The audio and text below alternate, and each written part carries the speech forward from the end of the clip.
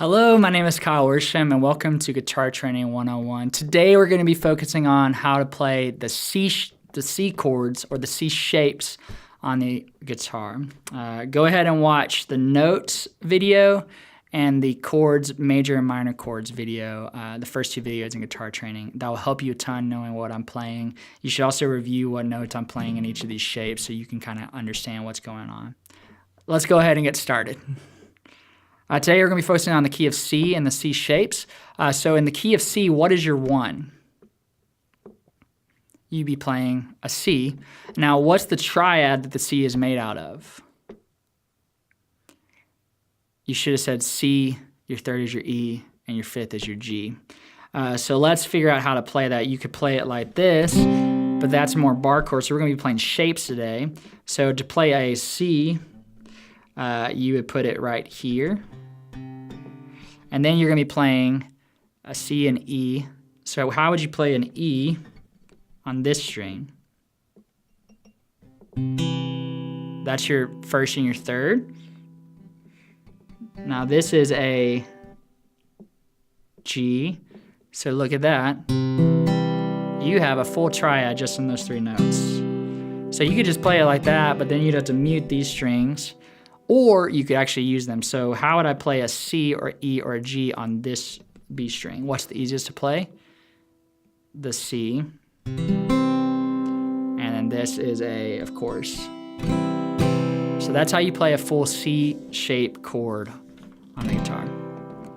All right. So let's go ahead and start working through the scale in the key of C. So what is your 2 in the key of C? You go a whole step up, so that's a D. And is it a major or minor? It's a minor. So you know how to play a D major. If you watch the previous videos, this is how you play a D minor. So you're going to drop the third, the F sharp, and you're going to make it an F. Okay? Now, just beware as you're beginning, that's going to be the hardest note in this key to play. It's because you're going to go from this shape and move your whole hand down. To get used to that, I would go ahead and start working on these 2 fingers and get that switch down. Okay? Now, what is your 1/3 in the key of C? That's a 1 is your C. And what's your 3? In natural 3, you'll be playing an E minor. In most worship songs, you'll be playing a C over E. So how do you play a C over E in the key of C? So you need to add an E to your bass. So where would you add an E to your bass? Well, that top string. Okay. All right, to make it simple is what we're trying to do for you guys. So instead of playing an F like that, we're gonna play an F more simplified. And so all you're gonna need to do is add your pinky finger right there, because that is an F. And that's an F suspension. I'm actually gonna, you could do this, but I usually just let that ring so it's not as muddy. And I actually play a suspension on that E, okay? You hear it?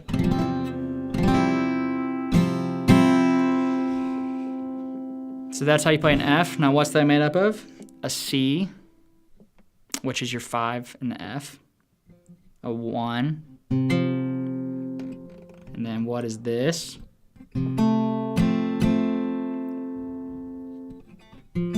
Got it? Yep, it's your 3rd. So that's how you play that. Or you can play it like I was playing it, where it's open on that G. Okay? In the key of C, what is your 5? It would be a, there's your F, so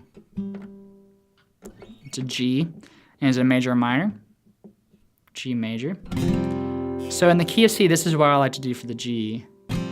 I like to do that. You can play like this, but I like to kind of just move those really. So that's how you're gonna work on, is that separation of the ring and the pinky. You could do this if you want. It just feels like a bigger hand movement if you do that, or this. So I usually like to have less hand movement by just stretching those. Okay? So it's just open, open. You can even hammer on in that C to make it a 1/5 suspension. So that's your G. All right, what is your 6 in the key of C?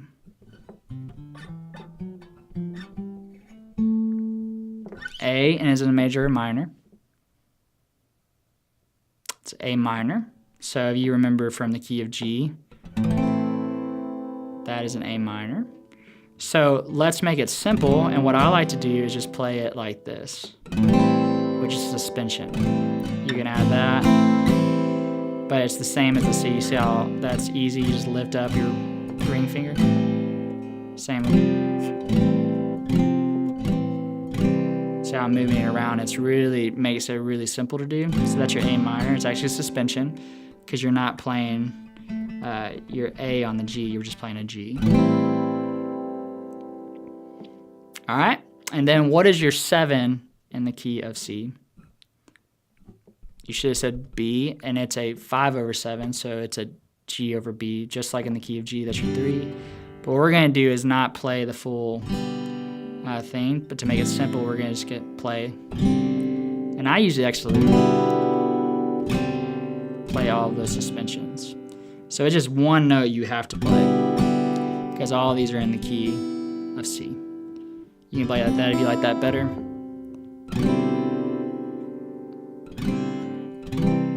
So let's go through. What's your 1? C major. What's your 2? D minor. What's your 1/3? C over E. What's your 4? F. What's your 5? G major. What's your 6? A minor. And what's your 7? 5/7? G over B. 1. All right, let's review how to use a capo. So you remember it moves up the end of your guitar, half step or whole steps, depending on where you place it. So if I wanted to play in the key of E, but using the C shapes, where would I put the capo? So you would count up. If I'm playing C, it would go C sharp, D. So where would I put the capo? Should be on the 4th fret. So C, C sharp, D, D sharp, E. So if I wanted to play in the key of G, where would I place it? C sharp, D, D sharp, E. All the way up here. But usually instead of playing this high, I would just switch over and play in my G shapes because it makes it more simplified. Okay, if I wanted to play in the key of D, where would I place it? Should sit on the 2nd fret. Remember C, C sharp, D. See how that works? If you have any questions, feel free to email me or anything, and I would love to help. Thanks for watching, guys. We'll see you soon.